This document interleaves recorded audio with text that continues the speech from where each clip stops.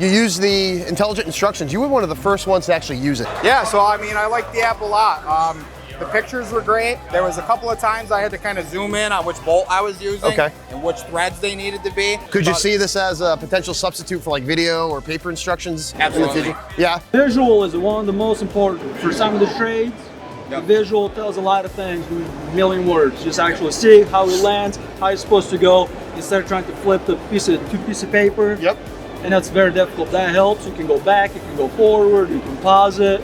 Do you think you can be more efficient in the field, get it done faster, and a little bit cleaner? That's a better instruction overall. I mean, the work speaks for itself. It looks fantastic, guys. That's could be half a day's work, could have been done in half an hour. That is a great, that's a great comment. Potential is limitless. You can apply in many ways. Alec, Thomas, awesome job. Best of luck to you.